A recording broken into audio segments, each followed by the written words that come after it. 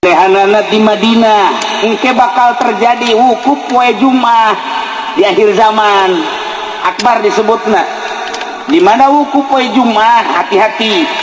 Nah iya engke di Mina bakal ribut gede, perang anu luar biasa, asup musyrikin kafirin munafikin asup ribut ke di Mina. Wah getih pohara jasa ribuan jelema mararaot lumpatlah ke Mekah. Di Mekah keur ngabayak jelema lantaran ngadenge peperangan anu dahsyat jasa. Ribuan jelema pararae ngan teu asup kafir ai ka Mekah mah. Ditungguanlah seorang kesatria Mahdi teh ye kakarak datang ti Madinah bainar rukni wal maqam nyanan ke bakalna salat bae di dinya. Allahu akbar, Allahu akbar, Allahu akbar. Hese nanya Allahu akbar, hese jang nanya lantaran sholat deh.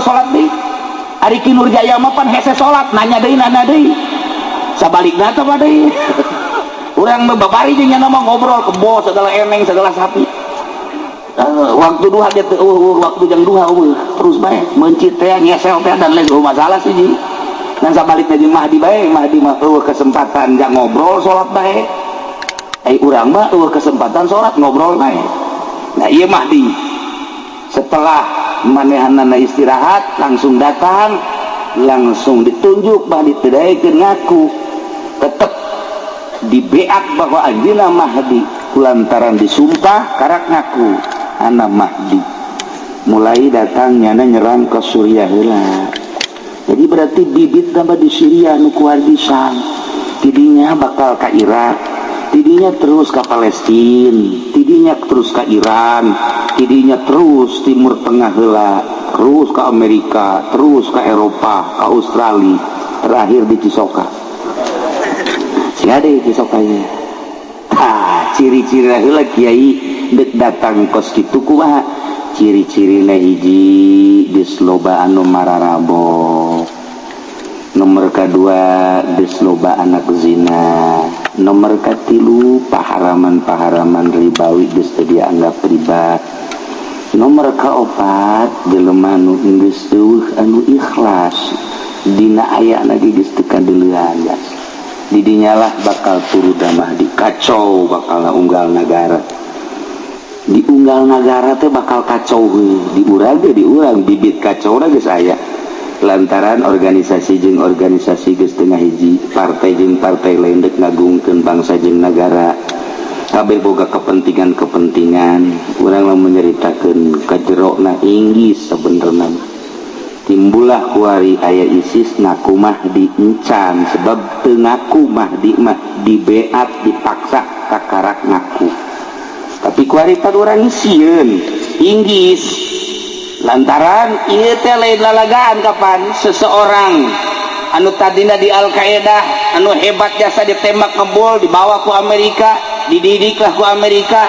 Setelah dididik menang ti Irak dikaluarkeun, dianggap bakal manehana ngabantu ke Amerika. Ngesurat Amerika teh ternyata istimewa jasa nu teu daek beat kanyana tembak sadis. Nah lain lalagaan ieu sadis teh kalian tembak kalian tembak nyana ditembak ngebul. Mun ditanya ieu menang ti mana ilmu ngebul Cisoka. Make naon ieu pelor paingan pelor hese harita. Ieu diteureyan ku ISIS masalah ieu. Nah kuari acak-acakan Amerika sorangan jadi tembak bae. Terus bae ieu sahabat asal nu teu nurut ka tembak bae. Geus ribuan nu korban ayeuna. Ternyata di Indonesia aya pageulana nu beunang di Tasikmalaya. Kamari di Pandeglang. Jelemana bangun poho lupa darata. Keingetna naon? Pokoknya asal nu teu nurut tembak bae. Ieu kan ngeri ku ari. Tah, ieulah ISIS. Nu kuari terus nyerang, terusan teu eureun-eureun. Kan perlu biaya aneh nyana teh kapan nek naruntukeun Islam tapi kafir ge dibunuh bae. Di lain sisi jana nek ngabongkar Baitullah lantaran dianggap jelema nu muteran Baitullah teh kafir. Itu kudu ngamuteran Baitullah ka Allah macaknya teh. Yuk bebarengan jeung Mahdi. Si Abu Bakar teh ngaku Mahdi teh Nah eta teh nu ngabiayaan teh ieu adalah Liga Arab, terutama Arab sorangan dipaksa ku Amerika nu ngahancurkeun urang Arab, Islam, ISIS, nu ngabiayaana Liga Arab termasuk Arab. Puyang itu coba. Iyalah lain lalagaan ieu puyang eta secara global na kos kitu. Urang lamun nyaritakeun Suriah ku ari geus teu kaharti, nyaritakeun Mesir geus teu kaharti, lantaran geus eueuh ku urang anu diteangan, nu didengekeun informasi akurat na baheula mah aya Gus Dur. Asal urang deuk ngadengekeun keaslianna gampang. Tak Gus Dur ngomong eta pasti. Ku ari geus saha nu didengekeun ku ari. Deuk saha informasi nu akurat na sedengkeun geus steril. Nu mantak urang karya hese nyaritakeun keaslian teh hese. Kabeh ge bingungan dan mantak geus bae urang mau nyaritakeun ka situ manengan ngararaji bae bingung bari geus anu wayah kawin anu can wayah ge maning kawin bae bisa keburu perang keburu perang masyaallah kali. Nah engke anu bakal ngadukung Mahdi Abdal Syam, perkumpulan wali Abdal di Syam, perkumpulan Asoib di Irak, perkumpulan Mujabah di Mesir. Kan wali teh boga negara-negara perkumpulanana keseluruhanana di Lubnan, Libanon. Ketika ada perkumpulan di Libanon eta teh mun Abdal di Syria, lamun Asoib ke di Irak, lamun Mujabah ke di Mesir, ke di saat anu geus ditentukeun kara karumpul eta kapan loba jason mantak teu meunang urang nyarekanan urang Syria ku Kangjeng Nabi sebab sadajan buang kawarah di dinya loba aulia-aulia Allah. Itu kene Irak sangkiang ge brutal ulah dicarekan ke Kangjeng Nabi sebab di dinya lah perkumpulan para aulia Allah anu bakal ngajungjung tinggi agama Allah teh urang-urang eta. Nah ieu keur carita di akhir zaman geus darareukeut jasa rasaan teh masyaallah. Mun guru urang kamari nyaritakeun Mahdi asa jauh kene, lamun guru urang belah ditu nyaritakeun Mahdi asa lila kene, tapi kuari bae mun nyaritakeun Mahdi asa endek bae. Benderana bakalna akur bae. Bendera Mahdi bakalna aya 3 warnana warnana hideung. Merekna la ilaha illallah Muhammadur Rasulullah. Beureum hideung jeung putih. Memehna bakal aya bendera 7 bendera Kangjeng Nabi hideung sarua jeung bendera Mahdi. Bakal bendera le hideung jeung putih la ilaha illallah Muhammadur Rasulullah. Benderana akur bae. Urang bae keliru ieu mana nu bener mana nu salah. Dibuat seperti eta lah. Nu mantak sahabat naros ka Kangjeng. Engke kumaha eta seperti kos kitu.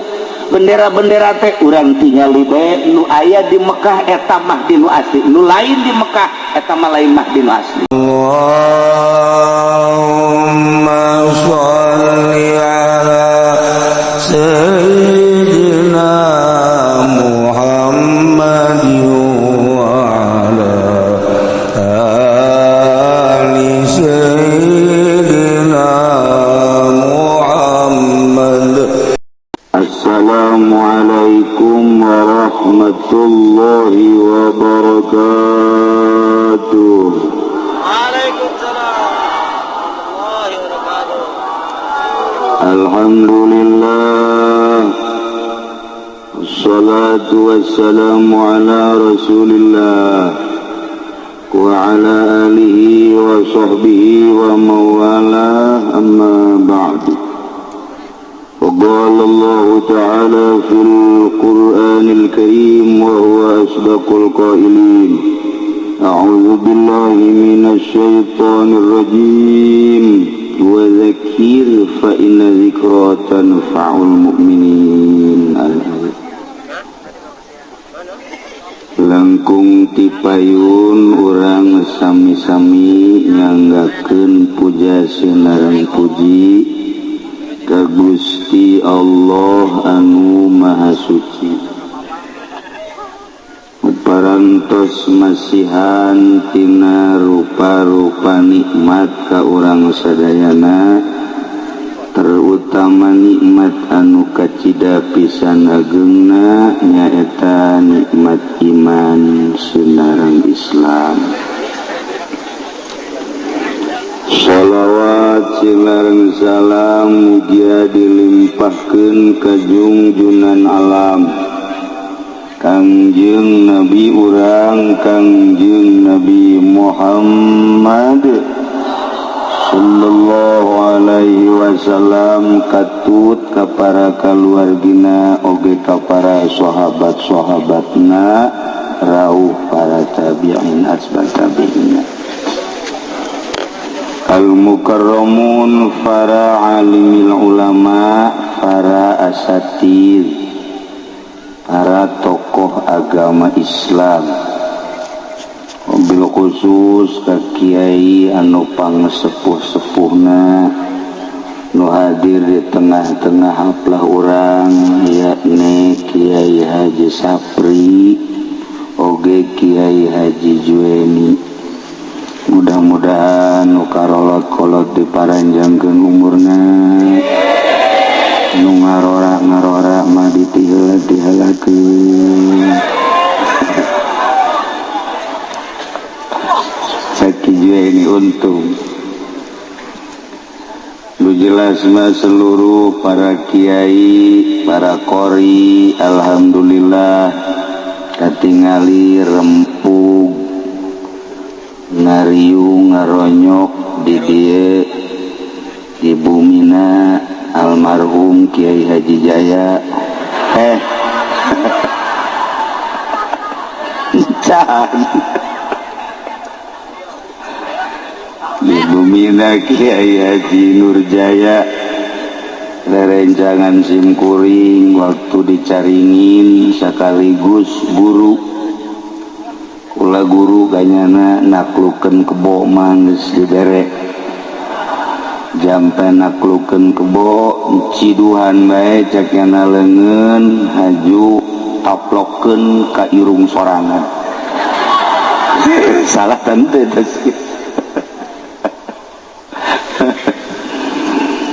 nah gitulah para jamaah kaum muslimin wal muslimat rahimakumullah dina kesempatan ieu khusus dasim kuring umumna urang sadayana dikersakeun ku Gusti Allah kempel di dieu di pondok pesantren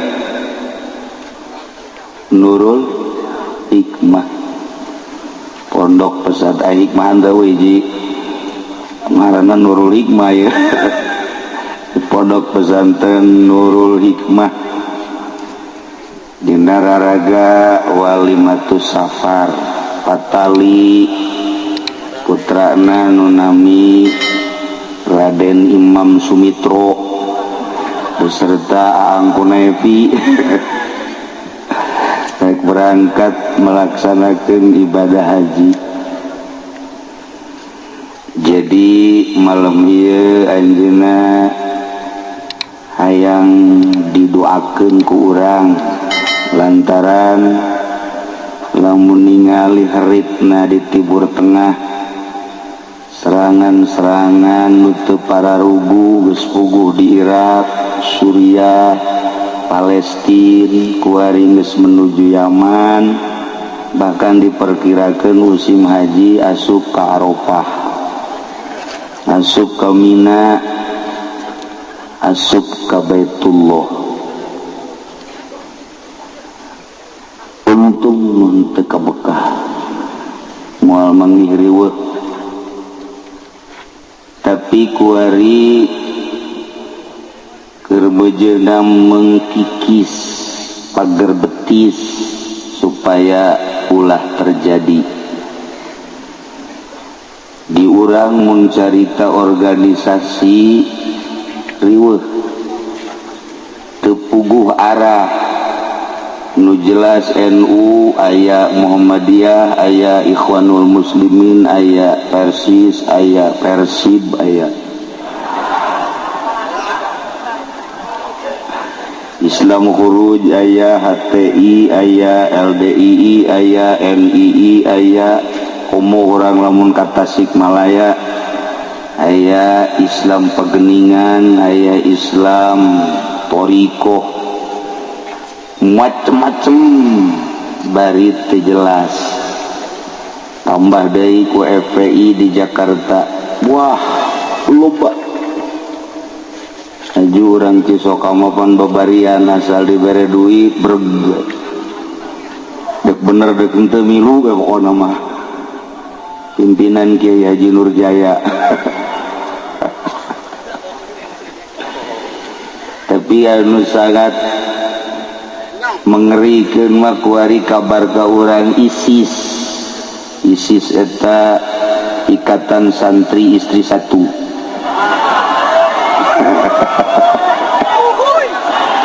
Jadi ulah anu nyandung santri mah asup ka ISIS Ikatan Santri Istri Satu lantaran sieun ka nu kolot na galak.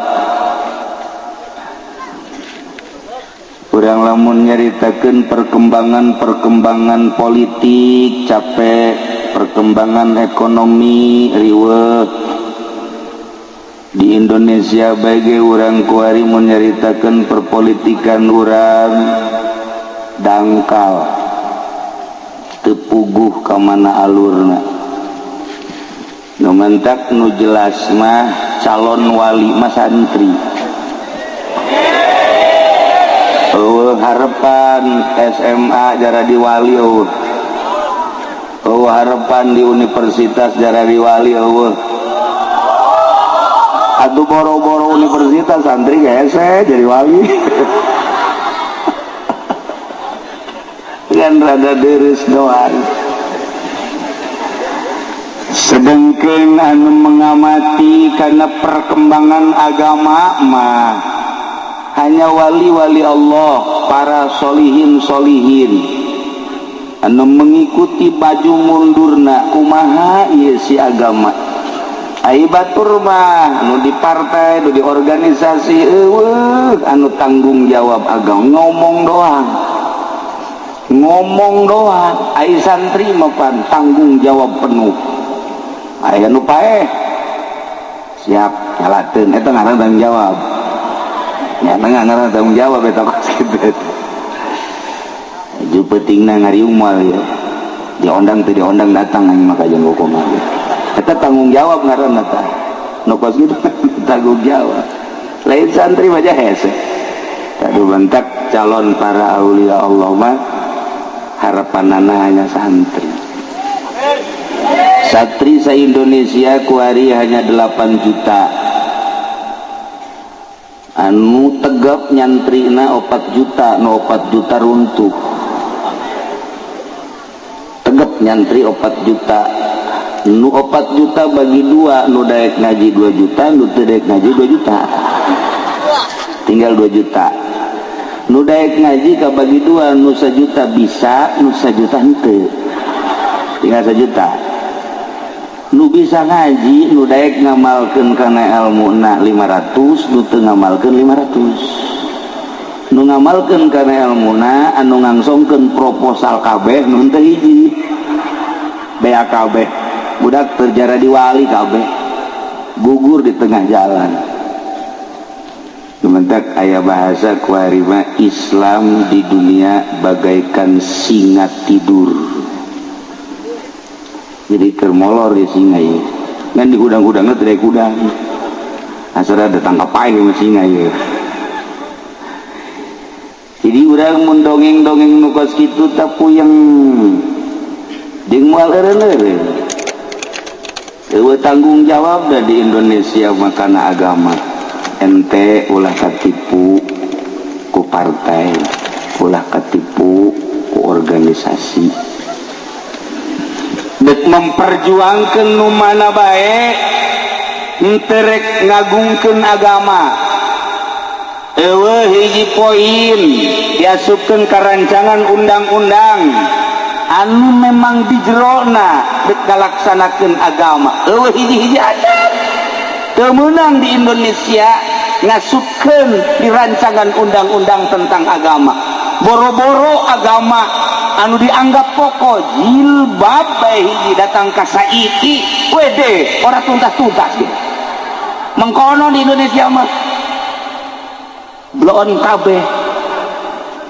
Wah asana mau ki nyanding ya. Tah nu batak ulah katipu urang geus beta nu geus banggeus kahareupeun siga hade. raramean bae ulah diasupkeun ka hate ku santri mah.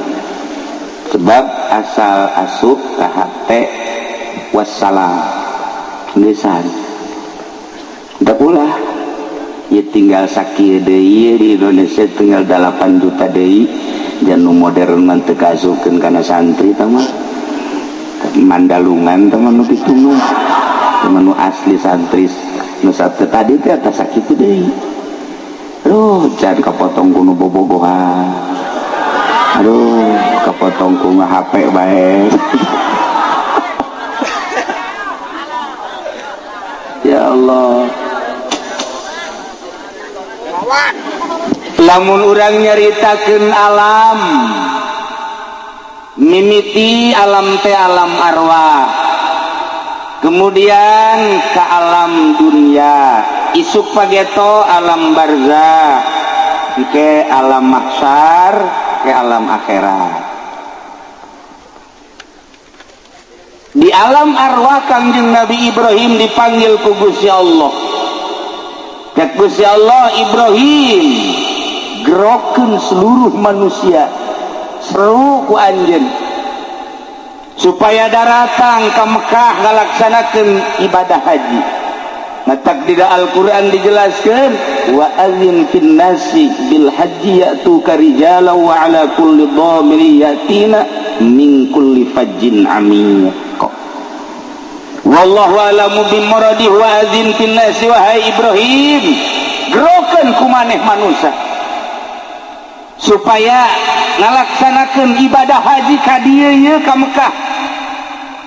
Engke lamun kumaneh digerokeun jelema bakal ngajawab. Mun ngajawabna sakali bakal ka Mekahna sakali. Mun ngajawab baheula 2 kali ka Mekahna bakal 2 kali. Lamun ngajawab 3, 4, 5 dan selanjutnya bakal ka Mekahna sesuai jawaban baheula. Mata Kangjeng Nabi Ibrahim naik di alam arwah ke Jabal Abi Kubais, tinggal ngaran kuari jadi istana Raja Pahat kuari Abdullah. Kangjeng Nabi Ibrahim opat jihad, mimiti ke arah barat, kemudian ke arah selatan, timur, utara, bahasana akur. Cak Kangjeng Nabi Ibrahim, ayuhan nas, ayuhan nas, ayuhan nas, innallaha farada alaikumul hajja fahujjuh. Sanyana Allah geus mardukeun ka aranjeun kabeh munggah haji. Hayu geura marunggah haji. Eta manusia aya nu ngajawab, aya nu henteu. Mun ngajawab sakali-sakali, mun 2 kali, 2 kali, mun 3 dan selanjutnya ngajawabna ku bahasa labbaik Allahumma labbaik. Mudah-mudahan ware di dieu baheula ngajawab sehingga babari berangkat ibadah haji ka tanah suci. Terserah kumaha bae carana. Beres Kangjeng Nabi Ibrahim ngegero, iblis CS naik. Cak iblis aing ge bisa nurutan kos kitu ieu. Hebat iblis ge. Ayuhan nas, balah pasehan iblis sial. Ayuhan nas, ayuhan nas, ayuhan nas, innallaha farada alaikumul hajja fahujjuh. Hei manusia orang Cisoka tak iblis. Ditambahan ku Cisoka tak iblis loon. Allah geus bardukeun munggah haji ka marana coba. Hayu geura marunggah haji. Urang Cisoka burang kabeh ngajawab. Labbaik Allahumma labbaik. Nu 2, nu 3, nu 4. Tah lamun baheula ngajawab seruan Kangjeng Nabi Ibrahim hajina haji mabrur. Lamun ngajawab seruan iblis bakalna jadina haji mardud. Kan tadi mah urang Cisoka ngajawabna tina ngajawab seruan tuh sia nu ngomong kan mardud ya. Nauzubillah min. Nu mantak aya 2 tipe engke jelema teh munggah haji teh. Aya anu hajina mabrur, aya nu mardud. Babari teh mangga sakitu bae teh. Haji mabrur ayakuna ayarji'a khairon mimma kana, sapulang ti Mekah leuwih bagus tibatan memeh ka Mekah. lamun jelema munggah haji balik di Mekah na leuwih bagus tibatan memeh ke Mekah ya tunjuk rame-rame mabrur anu mabrur teh geus teu asing deui al hajjul mabrur laisa lahu jazaun illa jannah surga. Lamun balik di Mekah na leuwih jore minimal angger bekos kitu berarti hajina mardud. Memeh munggah haji tilok make kopiah tas munggah haji ge teu make kopiah. Memeh munggah haji teh sok bobonceng si mbak balik teh boh tambah jeung si embok silaka ieu mah ieu taha ieu mardud ieu da kula beundeuk nanya bae ka urang Cisoka di Cisoka di dieu kira-kira cak pandangan mata urang loba anu mabrur tah loba anu mardud sakali deui nu mabrur apa mardud coba contohan saurang mana tunjuk saurang di dieu mardud.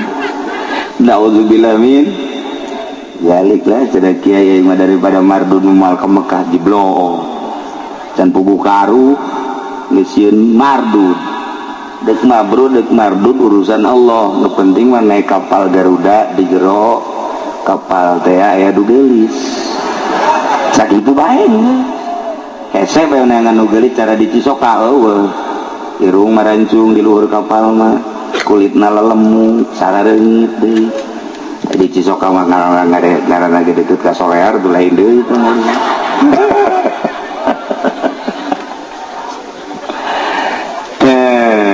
ieu carita haji sabenerna mah lain munggah haji bae salat ge kabagi dua aya anu mabrur aya nu mardud sarua bae sanajan puasa ge nu mabrur nu mardud zakat teh nu mabrur nu mardud sangkila ngaji bae aya nu mabrur aya nu mardud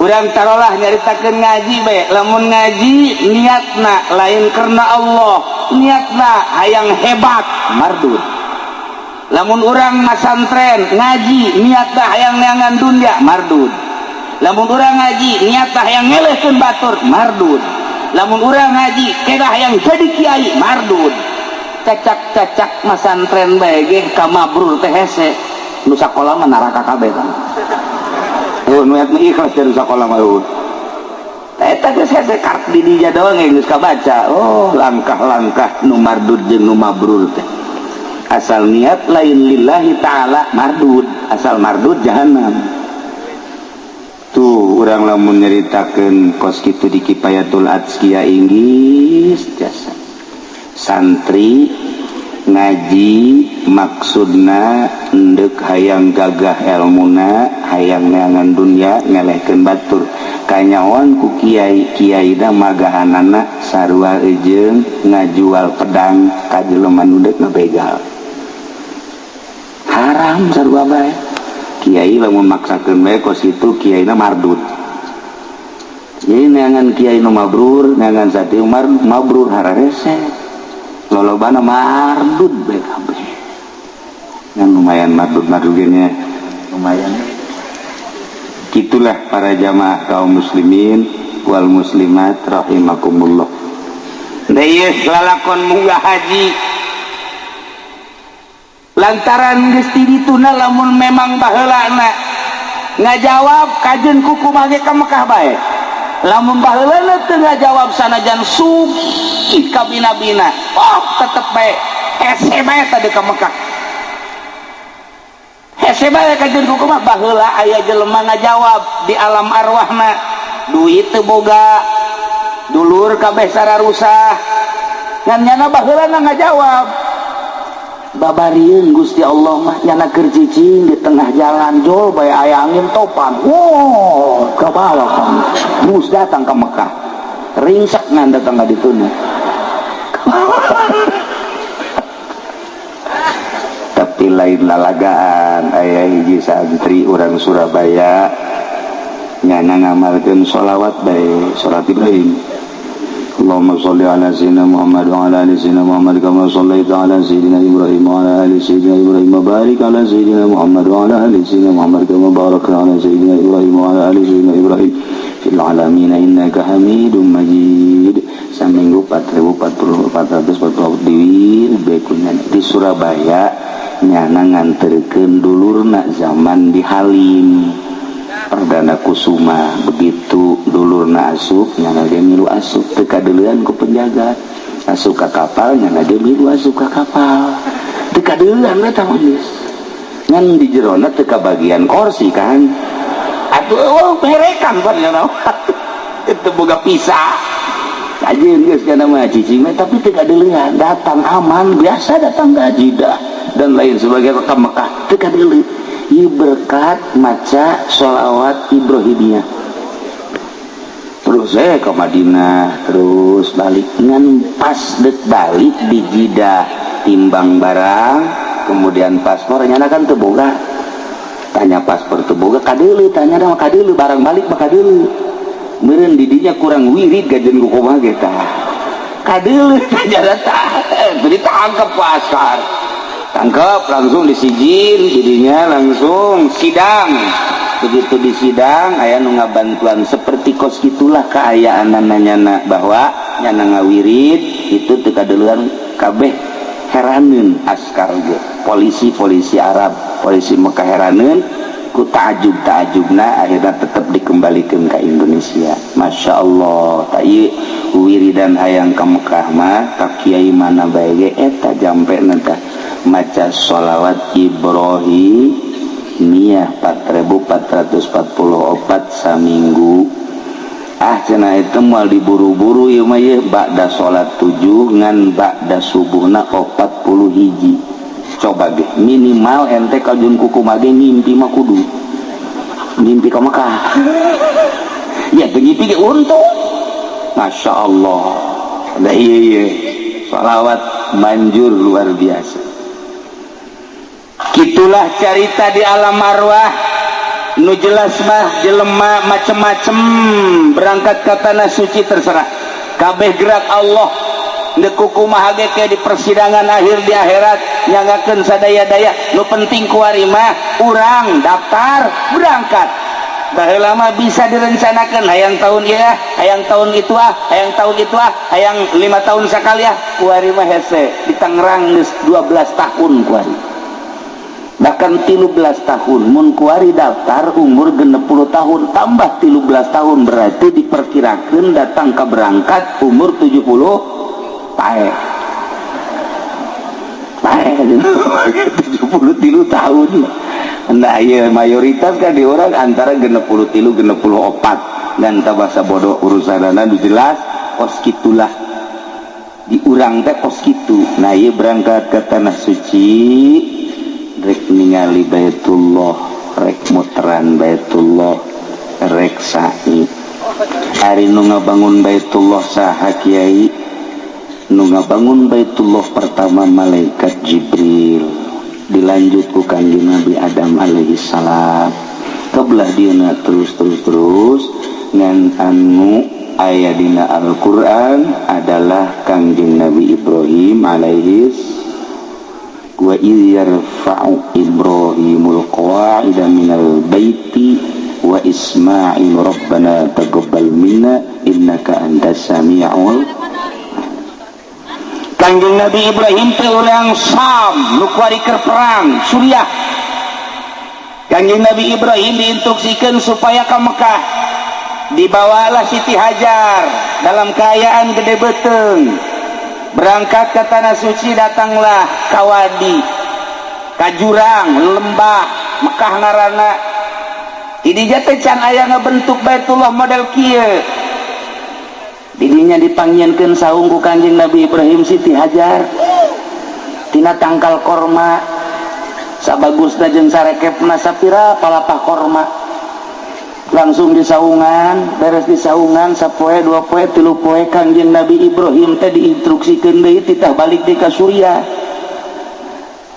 culak-culek langsung naik kana onta cek Siti Hajar teh cek Siti Hajar ka Ibrahim kakak meureun Nabi saruanya kira-kira gitulah ieu bangunna ungkak ingkik bae endeu ka mana teu ngajawab Kanjeng Nabi Ibrahim pan bangun dek berangkat tengah jawab Kanjeng Nabi Ibrahim ku sebab neuleuh pamajikan beteungna keur gede.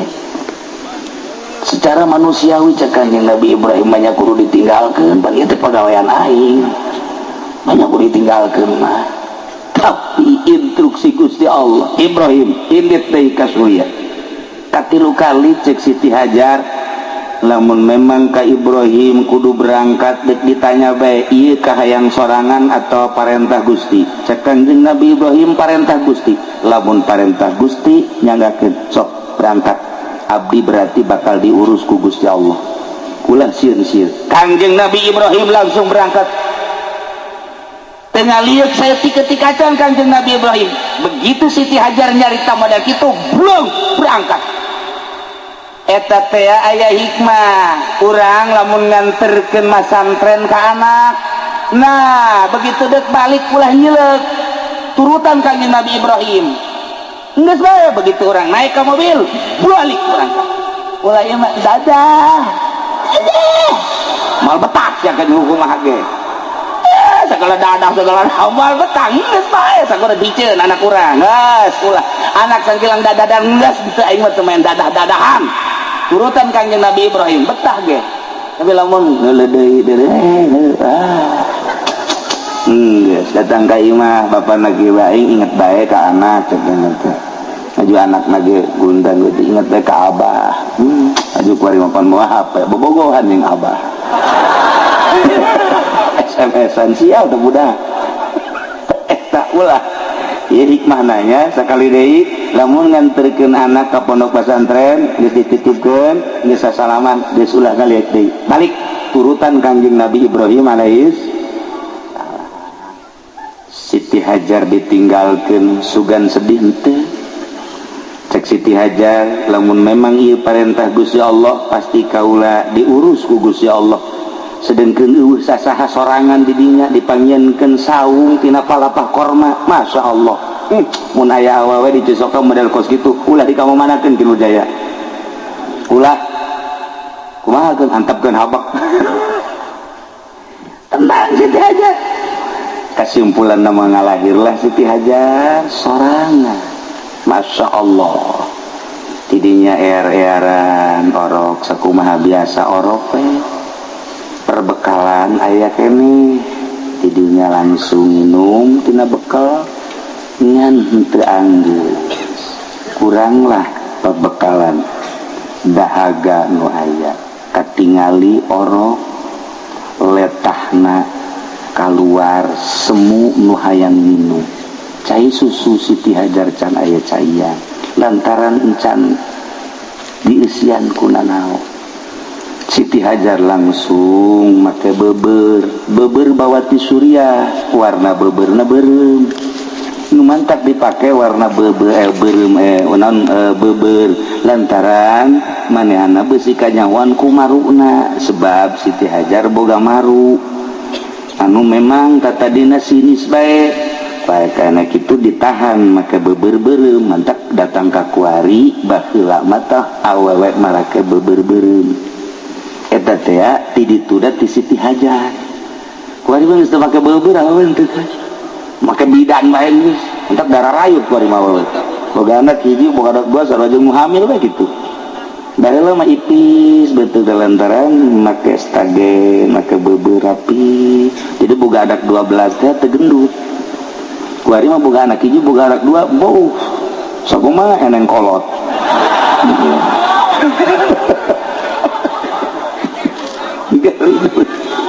Bebe aju aya hikmahan lamun aya jelema sakolot baheula ieu mah mun aya jelema masuk kaguguran 2 bulan kaguguran 3 bulan kaguguran ulah hese-hese sakolot urang baheula teangan beber awewe sok talikeun ka dieu ditalikeun ka dieu asal nali bae ka dieu masya Allah hikmahna luar biasa. Kitulah para jamaah kaum muslimin wal muslimat rahimakumullah. Siti Hajar naik kasopa maksudna neangan jelema sugan aya jang menta tulung ditingali ku Siti Hajar teu aya terus ka Marwah ningalian jelema beusi sugan aya jelema rek minta tulung teu aya neangan deui terus ka marwah deui tidinya luak lieu ka sofa deui luak lieu teu aya geus 7 kali aya suara kita ningali ke arah Zamzam pas ningali ke arah Zamzam malaikat Jibril keur nepakan taneuh atau diketikeun ku sampeanana ditambah ku jangjang tak mancer cai sabarkeun ku Siti Hajar kadinya waduh mandi Siti Hajar nginum luar biasa mawa jang anakna kemudian di pandian anakna kadinya di lantaran terus bae mancer cek Siti Hajar bari di kamanaon gitu ngaranna dikulah ke cek Siti Hajar Zamzam Zamzam Zamzam Zamzam teh bahasa Suriah hartina mun bahasa urang mah stop stop stop stop stop jadi eta Zamzam teh cai stop sebenarnya stop eureun gip punya urang mah eureun ulah terus bae jadi we ngaran Zamzam jadi mun ngaran kurang mah cai eureun sebenarnya eta mah eta stop Zamzam gede gitulah cerita Zamzam masyaallah kitu cerita Siti Hajar teh 7 balik di sofa ka marwah ti marwah ka sofa ti sofa ka marwah ti marwah ka sofa jadilah kuari syariat mimiti urang toab sanggeus toab kemudian sa'i 7 balik didinya cukur beres geus sakitu haji eta umroh tinggal aya wukufna bae ka Padang Arafah babari doa Kangjeng Nabi Ibrahim istimewa Kangjeng Nabi Ibrahim teh ngadoa ka Gusti Allah di samping Rabbana taqabbal minna innaka antas samiul alim wa tub alaina innaka antat tawwabur rahim. Nah kuari ge urang lamun deuk nyeun pondok pesantren eta bae doana ulah hese-hese asal disiapkeun we pokona mah batuna 10 truk batu kalina 5 truk semen bae ujianana 1000 mah geus doana eta manjur teh mah. Tapi lamun can aya semen can aya keusik can aya ulah wani-wani ngadoa eta tah mal manjur. Rabbana taqabbal minna innaka antas samiul alim wa tub alaina innaka antat tawwabur kukula dik dibere sakaligus beusi deuk ngabangun pondok ngabangun majelis ngabangun masjid doana mah tetep eta tabaruk ka Kangjeng Nabi Ibrahim wa idh yarfa'u Ibrahimul qa'ida minal bait wa Ismail rabbana taqabbal minna innaka antas samiul alim wa tub alaina innaka antat tawwabur rahim. Para santri para ustad bersidet ngabangun kukula diijazah eta lah ketika letakan batu pertama kabelah dituna maca wabduha wal laili idza sajama wadda'aka rabbuka wa ma dan sampai selesai sabaraha kiai macana asal isuk-isuk kurang ngider di lokasi maca wadduha sabaraha bae kamar dek 3 dek 5 dek 10 asal urang isuk-isuk ngideran eta komo na nu sugi mah ajak ngider tadi sih ngider maca wadduha kabeh naon iya abeh anggeus ye sabarang teh maca wadduha barengan ku ente engke ge nyana ngomong emang naon nu kurang sagala-gala puguh wadduha ente ngabangun pondok ngabangun majelis mushola masjid eta masya Allah lain hiji lain dua aya kiai ngabangun teu anggeus bebejalah kasimkuring diijazahan eta begitu diijazahan eta dibaca we ku jana wadduha mutar we di dieu datang ke masyarakat teh kaget kiai kunaon muter we abeh anggeus wadduha wal laili hayo baturan ku sia wadduha ya jadi orang dinya karunya bu kiai cenah muter bae urang bantuan yuk eta sarua jeung pelet teh lamun urang khusu kan kurang manjur tah lamun khusu manjur urang mah teu khusu ge hayang manjur babari sebenarnya mah begitu geus beres pelet batu kan segede kieu tah di Cisoka makan make batu bener teh make batu timpahkeun ka tonggongna aya kan nyanan kunaon dia pelet eta kalah aing bogoh ka sia ge jangan atuh sajarna mah jangan teu kudu pelet kunaon geus bogoh teh heula tah timpahkeun ka huluna budak ge gitu jeung gua kumaha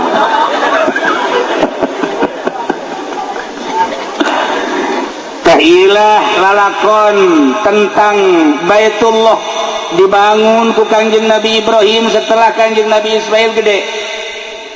Gancang carita nabe kan gede tah Kangjeng Nabi Ismail teh dilongok ku Kangjeng Nabi Ibrahim panjang dongengna. Ieu mah singkatna dongeng bae gede. Akhirna Kangjeng Nabi Ibrahim minta dibantuan ka Kangjeng Nabi Ismail dek ngabangun Baitullah. Kangjeng Nabi Ibrahim jadi tukang basna, Kangjeng Nabi Ismail kenekna langsung nu nyodor-nyodorkeun batuna Kangjeng Nabi Ismail nu jadi basna Kangjeng Nabi Ibrahim. Begitu dibangun terus ngaluhuran teu kasodorkeun, maka Kangjeng Nabi Ibrahim nyieun taraje jang naik bentukna batu dikadiakeun batuna ditumpakan ditincak ku Kangjeng Nabi Ibrahim langsung batu ngapung sorangan. Eta kos dongeng batu ditincak esteger ngaranna ketika beuki luhur batuna ngapung sorangan. Atuh teh batu bisa ngapung sorangan aya tanagaan ti mana saha nu ngaremot teh seberapa batu. Tapi batu naik sorangan beuki luhur beuki naik beuki luhur beuki atuh seberapa teu make batu ge bisa. Ieulah keajaiban mukjizat Kangjeng Nabi Ibrahim alaihi salam. Nah kuari ayat ditinggalna ngaranna makom Ibrahim lain kuburan makom Ibrahim teh esteger ayat tapakna dirinya tapak sampean Kangjeng Nabi Ibrahim. Masya Allah dibongkar ku suhu di Arabia sababaraha kali eta lantaran ngahalangan ku sabaraha doser murun potong diamankeun lah. Makom Ibrahim teh esteger urut ngabangun Baitullah. Jadilah Baitullah seperti ayeuna ngan kungsi runtuh kemudian dibangun deui kurang saeutik dikurangan lantaran nu halal hijir Ismail. Kuari manggis indah jasa Baitullah teh ketika Kangjeng Nabi putuh Mekah langsung Kangjeng Nabi asup ka Baitullah. Bahkan ku Kangjeng Nabi teh harita dititah dua lawangna andai kata bakal laluasa mah teu kira-kira bakal fitnah dijieun dua lawangna ngan cek Kangjeng Nabi keun bae antepkeun lah hiji bae. Kangjeng Nabi lebet langsung salat di jero keluar deui tah ieulah Baitullah nu ayeuna. Di akhir zaman engke Baitullah bakal diruntuhkeun deui. Tu golongan-golongan anu teu sreg ka Islam musuh. Kula lamun nyaritakeun tentang akhir zaman geus dari jasa cek Kangjeng Nabi Malikul Ardi Arba'ah raja sadunya aya 4 mukminani wa kafirani nu 2 mukmin nu 2 kafir. Nu mukmin hiji Kangjeng Nabi Sulaiman alaihi salam nomor kedua Raja Zulkarnain. Kafir aya 2 hiji Raja Namrud nomor kedua Raja Fir'aun cek sakal buhtusor. Cek Kangjeng Nabi wasayakulu khomisun bakal jadi raja sadunya engke di akhir zaman 5 hiji deui di akhir zaman sayakunu khomisun wal mahdi min dzurriyyati eta adalah mahdi ti anak incu kaula. Entek besi aya di Cisoka mahdi sing hade eta beureun tah mahdi ngan mahdi nu itu mah hiji irungna mancung nu di Cisoka mah pengek beda kan berarti. Nomor kedua ngaranna sarua jeung ngaran Kangjeng ismuhu ismi wa abuhu abi ngaranna sarua jeung ngaran kaula bapada sarua jeung bapa kaula. Jadi ngaranna mah asli nama Ahmad bin Abdullah atau Muhammad bin Abdullah. Cirina dina pipina engke aya hunungan di dieuna aya janggotan aya godegan kadi rapi di dia aya hunungan kasepna kabina-bina gagahna anu luar biasa dituturkeun baksana ku 300 jelema nu bakal nuturkeunana asal salaman jeung Mahdi ditembak nebul asal salaman jeung Mahdi jadi gagah asal salaman coba sesalaman jeung Mahdi nu di dieu tah ieu Mahdi nu asli 300 manehanana di Madinah engke bakal terjadi wukuf poe Jumat di akhir zaman. Akbar disebutna di mana wukuf poe Jumat, hati-hati. Nah iya engke di Mina bakal ribut gede, perang anu luar biasa, asup musyrikin kafirin munafikin asup ribut ke di Mina. Wah getih pohara jasa, ribuan jelema mararaot lumpatlah ke Mekah. Di Mekah keur ngabayak jelema lantaran ngadenge peperangan anu dahsyat jasa. Ribuan jelema pararae ngan teu asup kafir ai ka Mekah mah.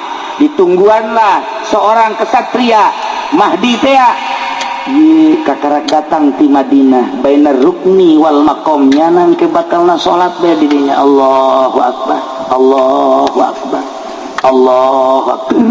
Hese nanya Allahu akbar, hese jang nanya lantaran salat deui ari Ki Nurjaya mah pan hese salat nanya deui sabalikna teh deui. Urang mah babari jeung nya mah ngobrol kebo segala eneng segala sapi. Waktu duha gitu, waktu jam duha terus baik mencit teh ngesel teh dan lain masalah sih ji. Dan sabaliknya jeung Mahdi baik, Mahdi mah kesempatan jang ngobrol salat baik. Urang mah kesempatan salat ngobrol baik. Nah ieu Mahdi setelah manehanana istirahat langsung datang, langsung ditunjuk Mahdi teu daekeun ngaku. Tetep dibeat bahwa anjeunna Mahdi kulantaran disumpah karak ngaku anak Mahdi. Mulai datangnya nyerang ke Suriah heula. Jadi berarti bibit tambah di Syria nu kuardisan.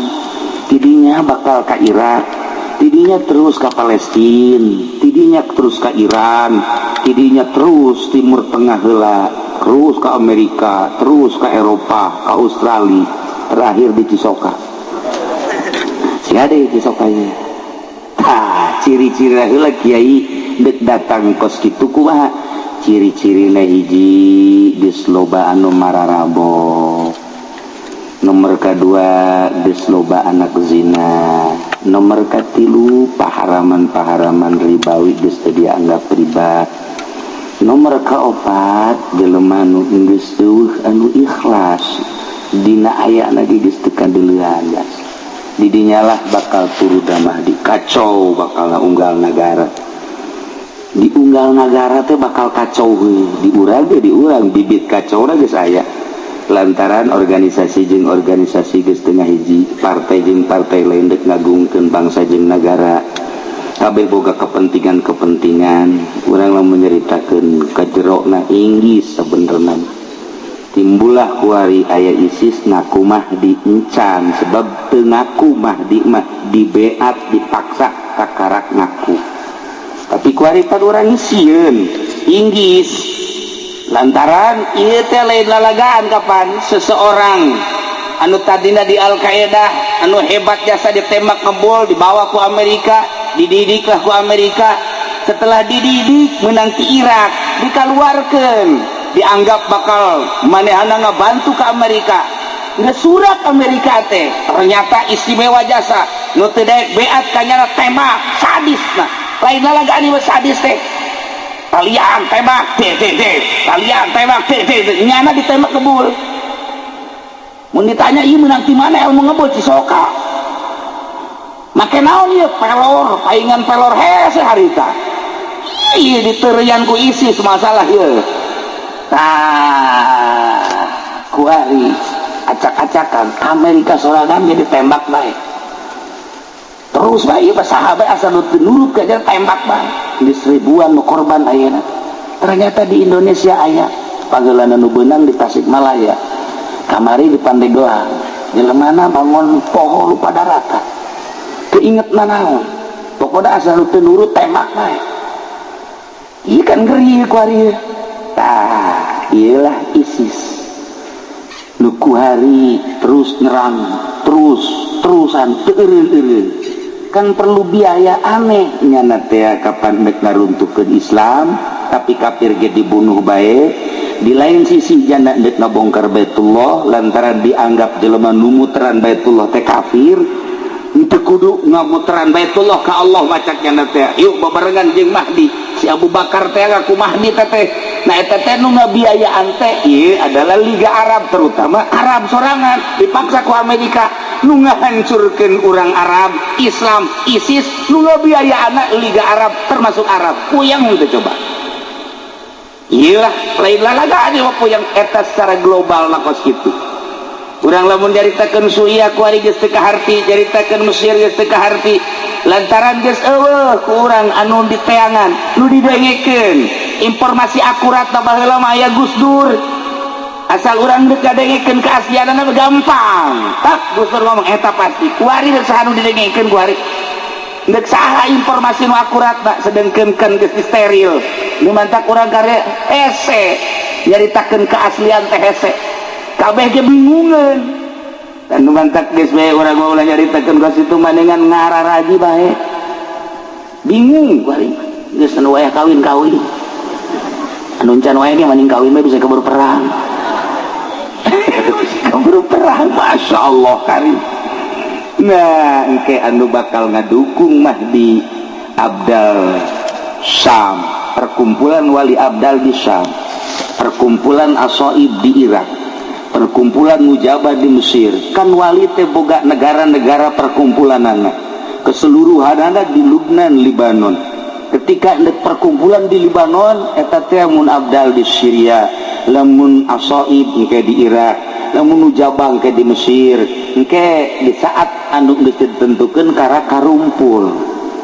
Eta kapan loba jason mantak teu meunang urang nyarekanan urang Syria ku Kangjeng Nabi sebab sadajan buang kawarah di dinya loba aulia-aulia Allah. Itu kene Irak sangkieu ge brutal ulah dicarekan ke Kangjeng Nabi sebab di dinya lah perkumpulan para aulia Allah anu bakal ngajungjung tinggi agama Allah teh urang-urang eta.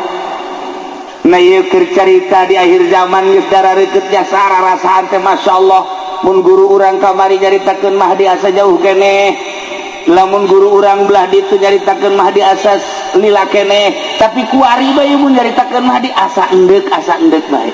Benderana bakalna akur bae. Bendera Mahdi bakalna aya 3 warnana warnana hideung, merekna la ilaha illallah Muhammadur Rasulullah. Beureum hideung jeung putih. Memehna bakal aya bendera 7 bendera Kangjeng Nabi hideung sarua jeung bendera Mahdi. Bakal bendera na hideung jeung putih la ilaha illallah Muhammadur Rasulullah. Benderana akur bae. Urang bae keliru ieu mana nu bener mana nu salah. Dibuat seperti eta lah. Nu mantak sahabat naros ka Kangjeng.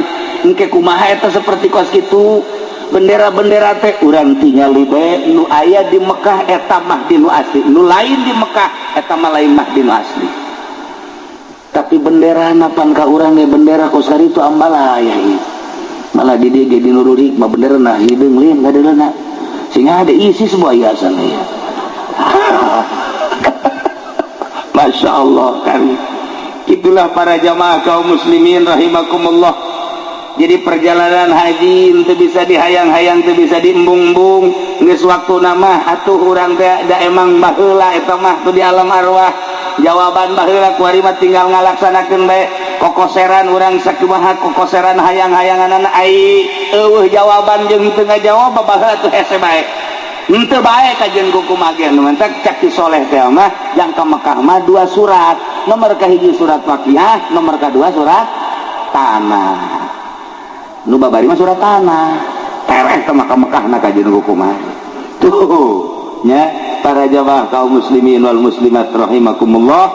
Itulah urusan tentang haji, urusan tentang Baitullah, urusan tentang sa'i nu jelas kabeh ge ieu memerlukeun iman, memerlukeun yakin. Lamun teu make iman tur teu yakin moal bisa ku iman jeung ku yakin. Iman ayana di pendidikan Islam. Pendidikan Islam nambahan iman jeung nambahan yakin. Di luar pendidikan Islam iman hararese, yakin makomo.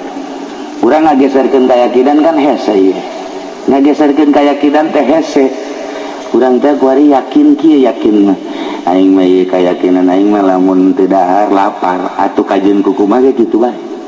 Sebab keyakinanna urang mah kana dahar bae. Namun keyakinanna kana dahar, sanajan isuk-isuk ka dahar uduk 2 piring ke jam 10 ditanya geus dahar encan. Ay tadi kamu uduk lain dahar sebab can yakin dahar sebab yakin dahar tak ieu kehese jase gageserkeun keyakinan ibadah jadi santri teh ya mimiti ngaji amil aju ngaji jurumiyah ngaji alfiah terus ngaji johar maknun mantek cuman dan lain sebagainya gampang dong kabelah dia ngaji usul fikih ya warokot usul naon gitu gaya tulis jamul dengan enteng dong kos itu lah babari sama nu hese ge nu hese ieu gageserkeun keyakinan eta masa kadar ilmu yakin tina ilmu yakin supaya datang ka ainul yakin ti ainul yakin supaya datang ka hakul yakin iyalah nu hese eta manu tadi olahanna sakadar olahan zahir tapi hayang ngageserkeun keyakinan kudu make olahanna olahan batin nah ngolah batin iyalah nu hese nu dedeleanana lain make dedelean nu ieu tapi make dedelean nu ieu dedengiana lain make dedengian nu ieu tapi dedengian ieu aambeunana lain aambeun nu ieu tapi aambeun nu ieu mun geus bisa ngageser dedelean dedengian jeung aambeun lain nu ieu tapi nu ieu kakara jelema eta lah nu patut dituturkeun ku urang. Ieu kuari kamari kula kedatangan kiai di Banten aya 10-an meureun ka imah ngobrol lah cerita tentang Banten istimewa Banten waktu lantaran ku kula didongengkeun nyana dongeng kula dongeng lamun urang nyaritakeun tentang keistimewaan Maulana Hasanuddin eta moal aya deui datang ka Iraha ge emang kunaon cenah kiai kieu di antarana keistimewaan Maulana Hasanuddin teh begitu datang ke Banten Maulana Hasanuddin mah ngisingna di Banten sabulan sakali pamajikanana ngisingna saminggu sakali coba pamajikan ti Nurjaya atau pajakan urang lah ulanya bae itu cerita batin urang sok jarah bae teh jaho dongeng Masya Allah muringkak bulu urang ngadenge kitu mah Maulana Hasanuddin mah sabulan sakali ngisingna pamajikanana saminggu sakali digenggerekeun ku Maulana Hasanuddin ngising malulus ya mah teu hirup teh iraha ibadahna saminggu sakali masih digenggerekeun pamajikan urang mah subuh ngising jam 7 ngising deui mata sarapan jam 9 deui engke tas dohor bodol atuh bae aku ngising bae iraha maca Qur'ana apa majikan Maulana Hasanuddin saminggu disenserikeun ku Syekh Maulana Hasanuddin iraha ibadahna teh mangising bae tidinya lain marah ningkatkeun ibadah pamajikan teh langsung dikurangan dahar dikurangan minum alhamdulillah jadi sabulan sakali ngadenge pamajikanana ngising sabulan sakali Maulana Hasanuddin genep bulan sakali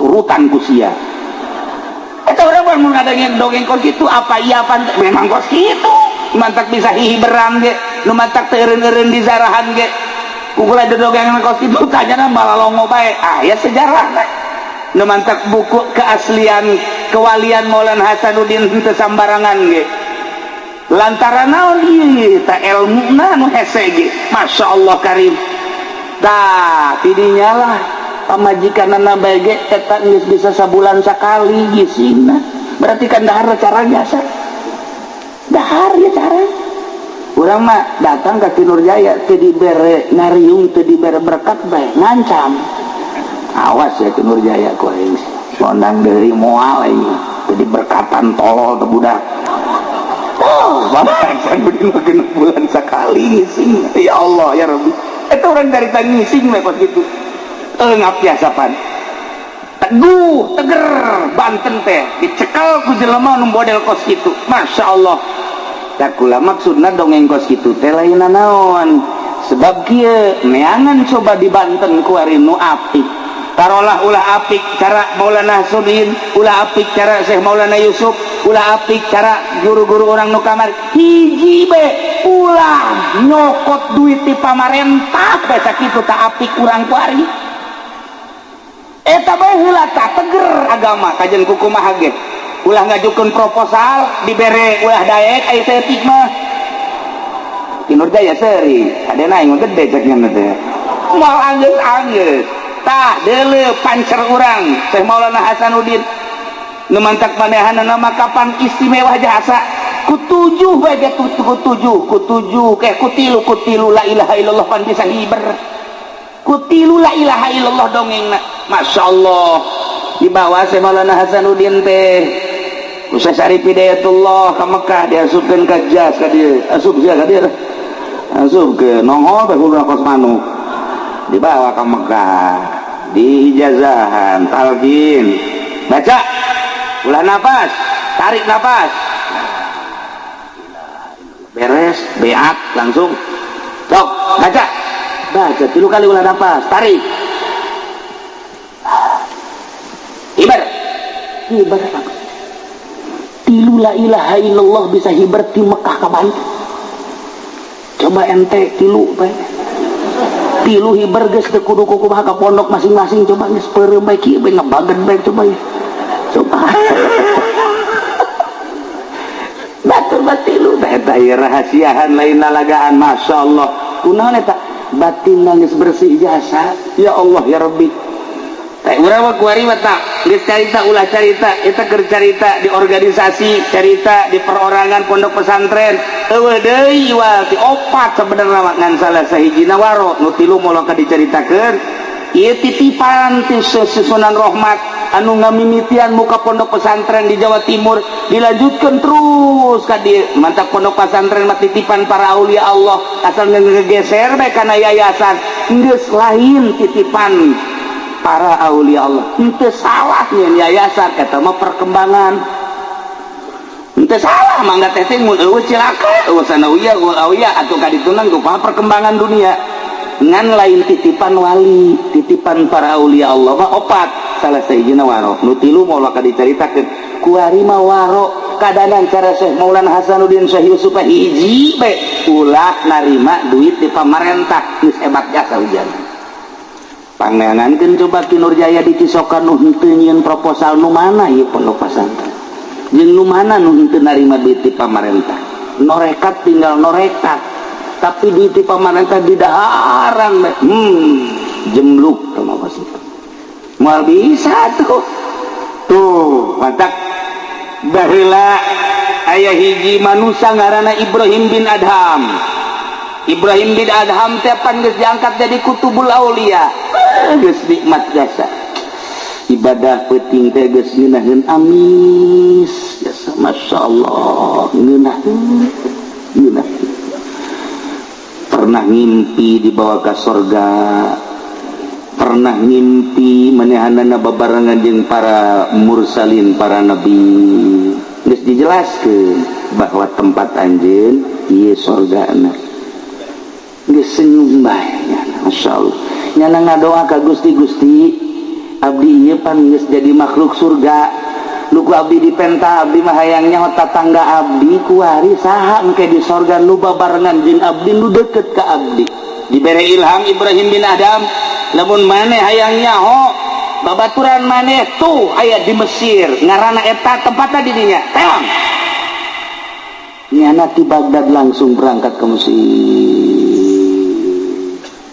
begitu datang nanyakeun ka urang lembur eta ampura kula jauh-jauh ka dieu rek nanyakeun hiji jelema ngaran si anu Masya Allah cak urang Mesir atuh kunaon jauh-jauh neangan si eta kitu kunaon pemabok lah takap tama nu bener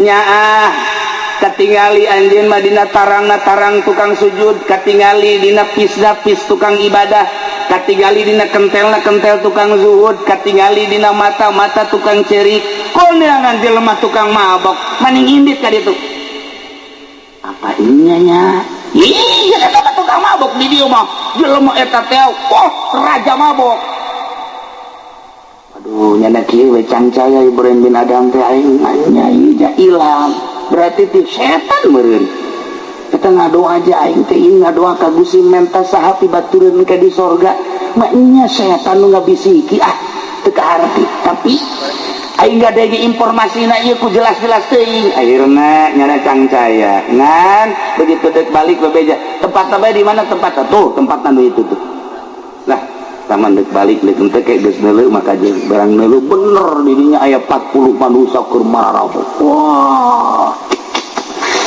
keur ngagaya kok. Duh mabok nu naon aya nyana mah diuk bae kieu bae kieu. Begitu geus ningali nyana balik deh digerok. Hai Ibrahim kadieu jauh-jauh ti Baghdad hayang kapanggih babaturan di sorga geus datang kunaon indit ye pan nyahoon. Wah cak Ibrahim aing eleh ye kunyana ye. Ayo ka dieu na mendak-mendak ka dieu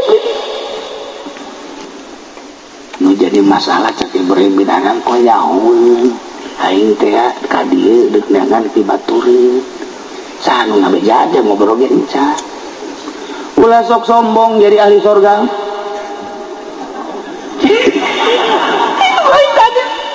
Aing jadi dicarekan cak. Ahli sorga mah nu sombong jeung nu egois.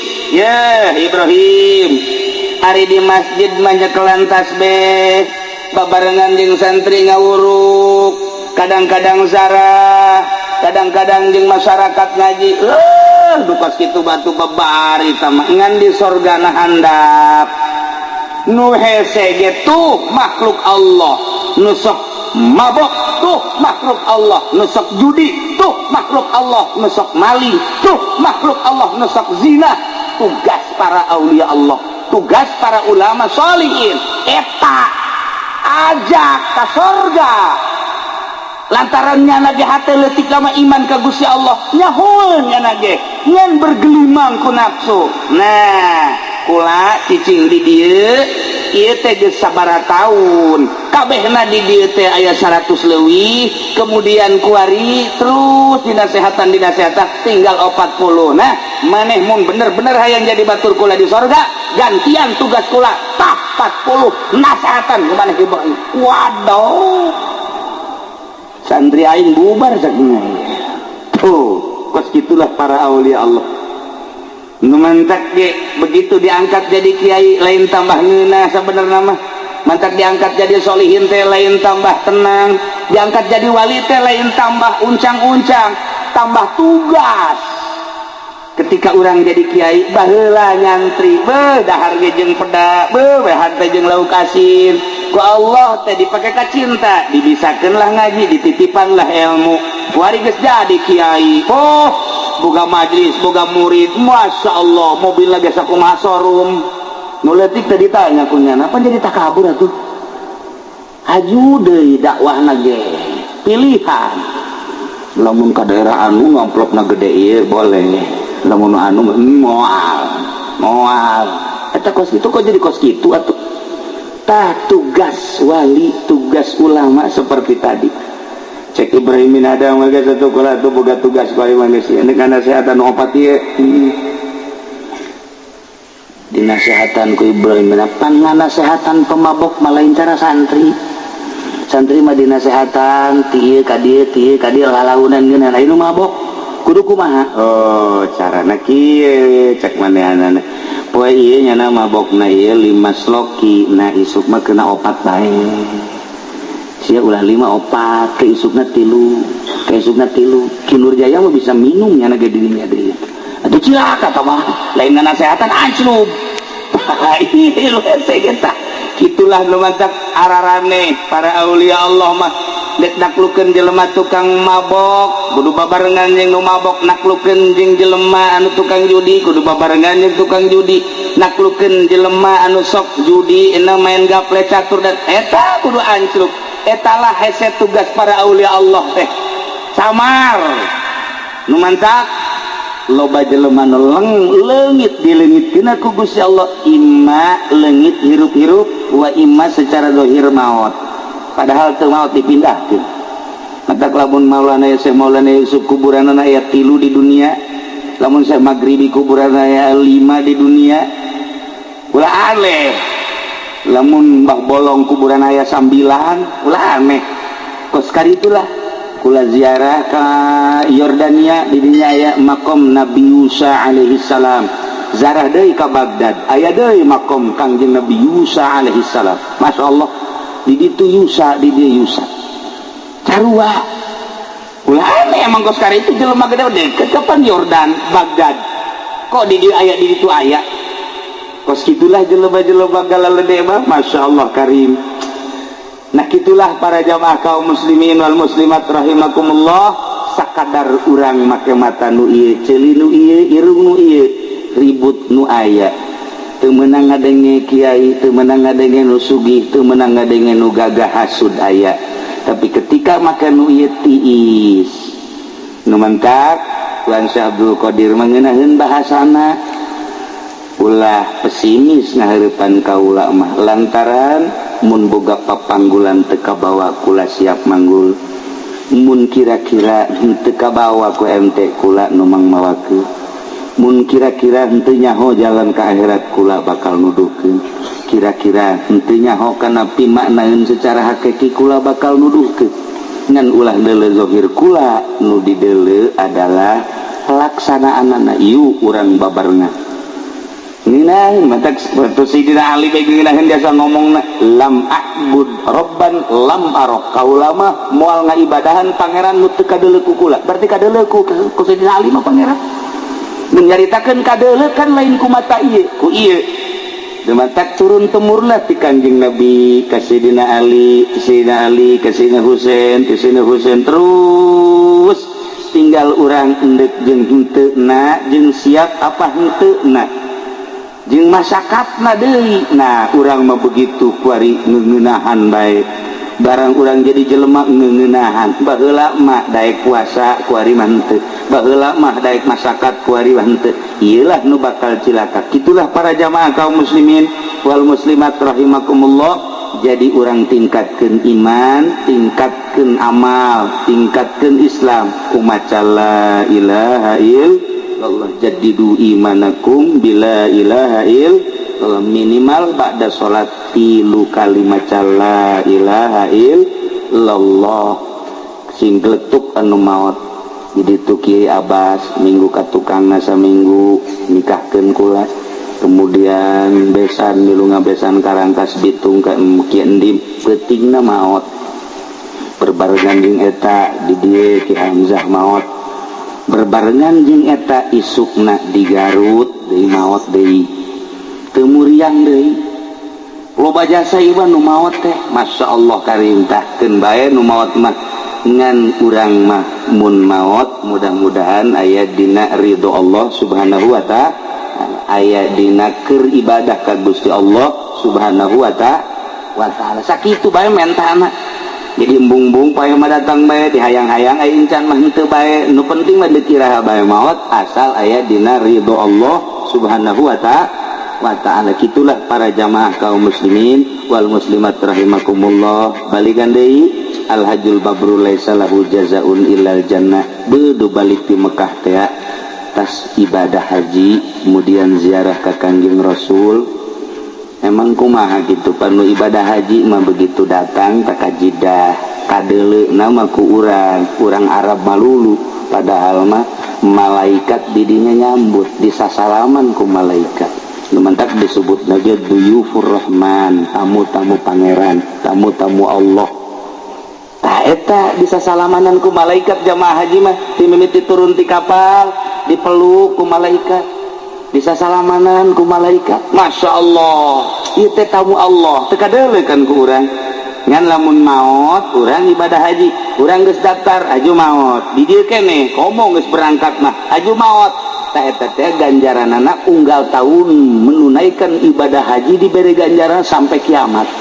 Menjelema daftar kemudian teu berangkat eta unggal tahun boga ganjaran ka Mekah bae nyana komo geus berangkat tah haji maot unggal tahun ibadah hajina engke di akhirat teh ditimbang teh haji malulu bakalna ditimbang amal teh ieu ganjaran haji malulu lantaran maot jana di perjalanan atau manehna geus setor maot.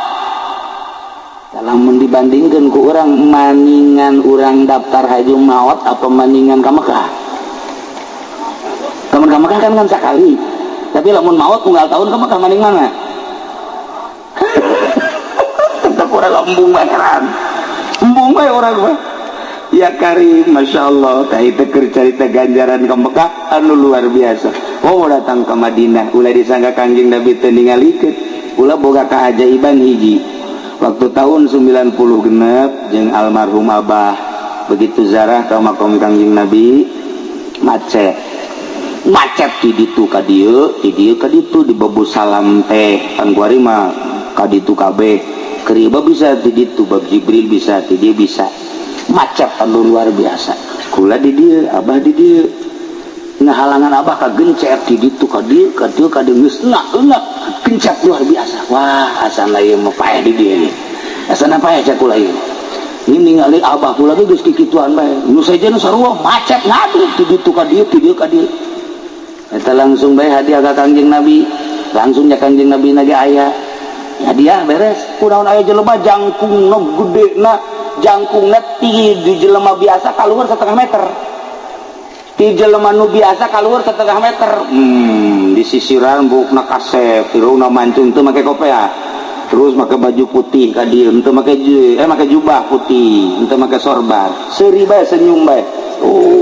Blek pas di hareup. Plek leungeunna kieu. Cek urang tuturkeun. Renggang gede. Renggang we nyunahkeun jasa terus ka hareup bareng datang zarah ka makom Kangjeng, beres zarah terus jana kikian we hayu cek jana mah. Terus datang ka hareup temanggi sakali eta masyaallah. Kedaga kuari ke kadeuleukeun bae. Beungeutna katingali, rambutna katingali, jubahna katingali, asal ka Madinah we inget eta. Asal ka Madinah inget eta. Ongkos ka Cisoka bae asal ka dieu inget ka Kebo Haji Jaya. Asal ka dieu inget bae. Gitulah para jamaah kaum muslimin wal muslimat rahimakumullah. Nah ieu keur carita ibadah haji, pelaksanaan tina keyakinan urang, iman urang ka Gusti Allah Subhanahu wa taala. Nu teu ibadah haji hayang sarua jeung ibadah haji, sarua sakumaha nu ku Kangjeng Nabi dicaritakeun, urang salat Jumat, isuk keneh salat Jumat sarua jeung ibadah haji. Al Jum'atu hijul fuqara, salat Jumat munggah hajina nu palalaki. Gitulah para jamaah kaum muslimin wal muslimat rahimakumullah, carita ibadah mah teu kudu munggah haji bae. Ja munggah haji ge ibadahna ka Allah, di dieu urang ibadahna ka Allah. Allah mah deukeut jasa ka urang, di mana bae urang taqarrub ka Allah jadi. Mantap ulah kaget namun Habib model Habib Lutfi jangan mah salat di mana bae. Ngalaudu beres tak salat di dieu. Allahu akbar, urang mah teu sanggup salat di tempat eta. Lamun dipikir ku urang atuh Allah nama teh di mana bae aya ieu. Urang mah kudu rapi, teu kudu. Malah Habib Usman mapan kemarin salat di jalan. Allahu akbar, salat duha. Teratri polisi. Teu wani nya salat duha bae 8 rakaat. Allahu akbar, macet terus ka ditu. Allahu akbar. Mun Haji Jaya kuwi kos kitu atuh di penjara. Can ka badana. Tapi Habib Usman mapan kos kitu. Allahu akbar. Ya Allah ya Rabbi. Gitulah jelema-jelema laluhur urang nyaritakeun Habib Usman komo nyaritakeun Syekh Maulana Hasanuddin. Nah ieu urang nyaritakeun ngisingna genep bulan sakali berarti teu dahar-dahar kan. Kok dibere kuat eta. Ulah aneh lamun eta nyaritakeun kakuatan kuari aya jelema kiai kira-kira geus sataun parahna ngagoler bae. Ketika kula kamari umroh nyana geus bebeja bae yang geura datang ku yang geura datang beusi umur cenah teu kapanggih deui. Begitu kula datang langsung ngalayat. Kunaon ieu nu dek dicaritakeun lainna naon sataun teu ngadahar sangu nginum saeutik kok kuat. Biasa kadang-kadang udang, kadang-kadang lempang. Biasa teu ngadahar sangu sama sekali ngan nginum doang saeutik. Dibere kuat ku Gusti Allah. Jadi aing dibere kuat mah babari dia teu muriang. Sakitu muriang sataun geus teu ngadahar sangu nginum ge saeutik. Tadi anakna datang deui. Ukula ditanya, "Kumaha ieu?" Alhamdulillah cenah bukan itu. Aju dahar sangu teu ngadahar sangu. Tapi kuat. Coba ulang ngadahar sangu mulai ti esuk. Nan urang nyiapkeun kuburan baheula nanya urang. Ya, da ieu keur carita tentang ibadah haji, tentang pembuatan Baitullah, tentang sa'i, tentang jelema-jelema anu laluhur orang kabeh ge ieu adalah kuka apikanana apik mah hate geus urang ngapikeun diri ka Gusti Allah Subhanahu wa taala ulah cabrek teuing.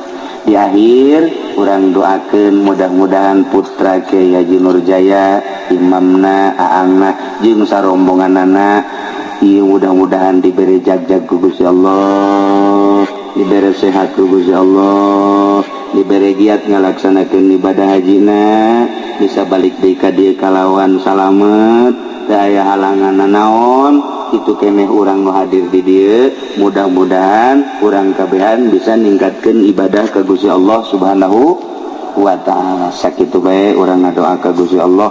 Allahumma shalli wa sallim ala sayyidina Muhammadin fil awwalin wal akhirin wa barik wa sallim wa radiyallahu ta'ala an sadatina ashabi sayyidina Rasulillah ajma'in. Amin ya Allah ya rabbal alamin. Allahumma hdina siratal mustaqim. Allahumma hdina siratal mustaqim. Allahumma hdina siratal mustaqim. Siratal ladzina an'amta 'alaihim minan nabiyyin was-siddiqin wasyuhada'i was-shalihin wa hasuna ulaika rafiqa. Dzalikal fadlu minallahi wa kafa billahi 'alima. Allahumma ij'alhu hajjan mabruran wa sa'yan mashkura wa dhanban maghfura wa tijaratan lan tabura ya 'alima ma fis sudur. Akhrijna ya Allah minadh dhulumati ilan nur. Akhrijna ya Allah minadh dhulumati ilan nur. Akhrijna ya Allah minadh dhulumati ilan nur. Allahumma arzuqna ya Allah ilman nafi'a wa amalan mutaqabbala wa rizqan halalan tayyiban wa qawlan hasana wa imanan kamilan bi rahmatika ya arhamar rahimin. Rabbana taqabbal minna innaka antas samiul alim wa tub alaina innaka antat tawwabur rahim. Wa shalli wa sallim ala jami'il anbiya'i wal mursalin walhamdulillahi rabbil alamin. Wallahul muwaffiq ila aqwamit thariq. Wassalamu alaikum warahmatullahi wabarakatuh. Allahumma ya qadiyal hajat Allah